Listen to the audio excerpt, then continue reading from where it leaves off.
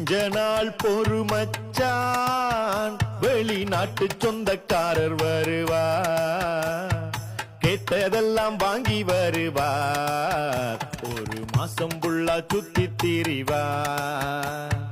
மாமாவே மச்சானே கேடியச்ச புக்கு பண்ணு கொழும்புக்கு நீயும் போய் அவங்களத்தான் பிக்கப் பண்ணு மாமாவே மச்சானே கேடியச்ச புக்கு பண்ணு கொழும்புக்கு நீ போய் அவங்களத்தான் பிக்கப் பண்ணு கொண்டு வந்த காசை எல்லாம் கொண்டுகள் செலவு பண்ண கொண்டு வந்த காசை எல்லாம் பொண்டுகள் செலவு பண்ண